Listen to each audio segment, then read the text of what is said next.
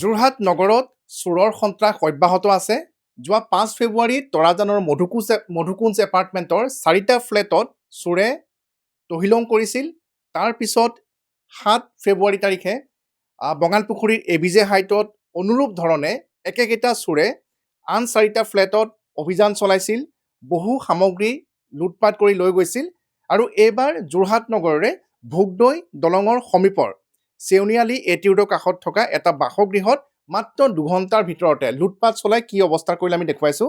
এই সমগ্ৰ ঘৰটোৰ পৰা বহু লাখ টকাৰ সোণৰ অলংকাৰ আৰু নগদ ধন চুৰি কৰি লৈ গৈছে। আৰু আমি দেখিবলৈ পাইছোঁ যে বিগত কিছুদিনৰ পৰা যোৰহাটৰ নগৰ অঞ্চলত এনেধৰণে চোৰৰ উৎপাত বৃদ্ধি পাইছে যে সাধাৰণ লোকে নিজৰ ঘৰ কিছু সময়ৰ বাবে এৰি থৈ যাবলৈও বৰ্তমান চিন্তা কৰিব লগা হৈছে। মই দেখুৱাইছোঁ, যিহেতু ইতিমধ্যে আৰক্ষী আহি সমগ্ৰ ঘটনাস্থলী পৰিদৰ্শন কৰি তদন্ত কৰিছে আৰু ইয়াতে কাকোৱেই কোনো বস্তু স্পৰ্শ কৰিবলৈ দিয়া নাই, কিয়নো ফিংগাৰপ্ৰিণ্ট এক্সপাৰ্টৰ জৰিয়তে এই ঘটনাৰ সৈতে কোনো পূৰ্বৰ পেচাদাৰী চোৰ জড়িত আছে নেকি সেই অনুসন্ধান আৰক্ষীয়ে কৰিব। কিন্তু আমি দেখুৱাইছোঁ যে ঘৰটোৰ অৱস্থা লক্ষ্য কৰক, কি কৰিলে এই চোৰৰ দলটোৱে। আৰু আমাৰ সৈতে আছে ঘৰৰ গৰাকী, যি হতচকিত হৈ পৰিছে, কিয়নো মাত্ৰ কিছু সময়ৰ বাবে নিজৰ মাতৃক তেওঁৰ বায়েকৰ ঘৰলৈ লৈ গৈছিলে আৰু তাৰপিছত নিশা কিমান সময়ত গৈ কিমান সময়ত উভতি আহিছিলে মই আপোনাৰ পৰা জানিব বিচাৰিম। কালি কিমান সময়তে ঘটনাটো সংঘটিত হৈছিলে? একচুৱেলি মই ঘৰৰ পৰা 8:30 মান বজাৰ ভিতৰত মাক লৈ পেলাই ওলাই গৈছিলোঁ বাইদেউৰ ঘৰলৈ। বাইদেউৰ ঘৰত মাক ৰাখিলোঁ আৰু মোৰ শহুৰ বাৰী যিহেতু ওচৰতে 10-15টা ঘৰ আঁতৰত, তেখেতৰ ঘৰত কালি ডিনাৰৰ ব্যৱস্থা কৰা হৈছিলে। গতিকে আমি তাত ডিনাৰৰ কাৰণে ৰ'লোঁ। মাক থৈ আহি মই তাত ৰ'লোঁ, গাড়ী বাহিৰতে ৰখাই। তাৰপিছত ডিনাৰ কৰি আমি গোটেইকেইটা ফেমিলি 11:30 মান বজাত তাৰ পৰা ওলাইছোঁ। 11:30 মান বজাত মোৰ গাড়ী পাৰ্কিঙত থৈ যেতিয়া মই ঘৰত মানে সোমাওঁ, তেতিয়া নৰ্মেল আৰু গেটত তলা যেনেকৈ মাৰি থৈ গৈছোঁ, তলা লাগি আছে। গেটৰ তলা খুলি আহি মই যিখন বাৰাণ্ডাৰ আমাৰ গ্ৰিল আছে, গ্ৰিলত যেতিয়া তলাটো চাইছোঁ, গ্ৰিলত তলাটো নাই, কিন্তু গ্ৰিলখন জাপ খাই আছে। গ্ৰিলত তলাটো নোহোৱাত মই ভাবিলোঁ চাগে মায়ে কিবা কাৰণত পাহৰিলে নেকি তলাটো লগাবলৈ। তাৰপিছত যেতিয়া আগবাঢ়ি গৈ মই মেইন দুৱাৰখন চাইছোঁ, মেইন দুৱাৰখন কমপ্লিট খোলা আৰু লক ভগা।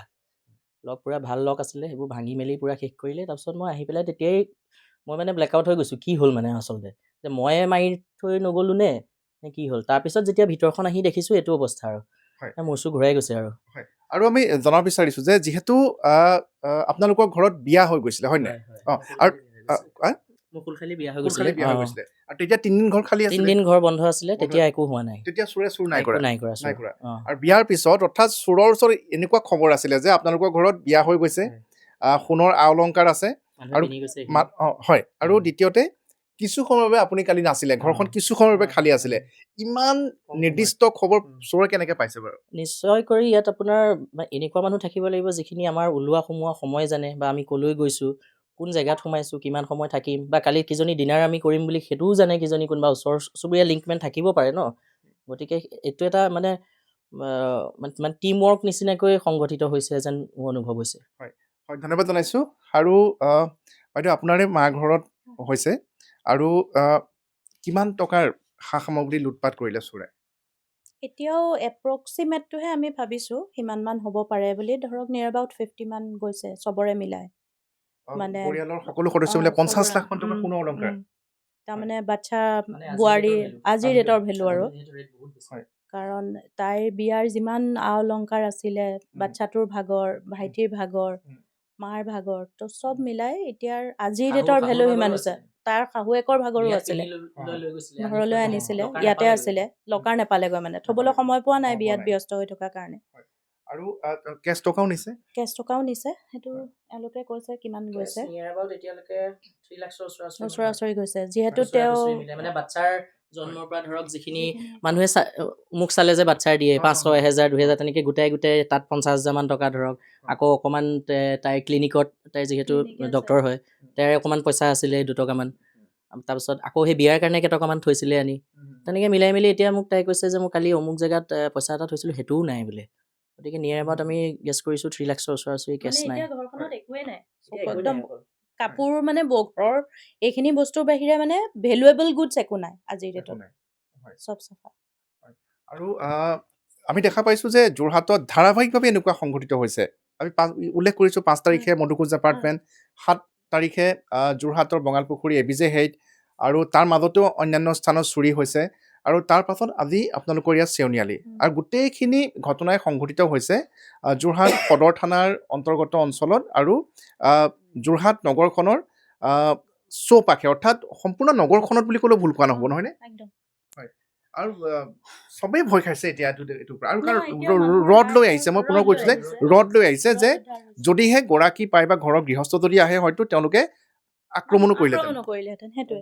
এতিয়া আমি মা সাধাৰণতে অকলে থাকে দিনটো, কাৰণ ভাইটি অফিচ যায়, বোৱাৰী চেম্বাৰ যায়, বাচ্ছাকেইটা স্কুলৰ পৰা আহে, মই অফিচ যাওঁ, গতিকে তেনেকুৱা অৱস্থাত কি হয়, মানুহ এগৰাকী অকলে থাকে, তেনেকুৱা যদি টিম এটা সোমাই আহে, তো অভিয়াছ কথা যে হঠাৎকৈ মানুহৰ আগত পালে হয়, আক্ৰমণ কৰিবই।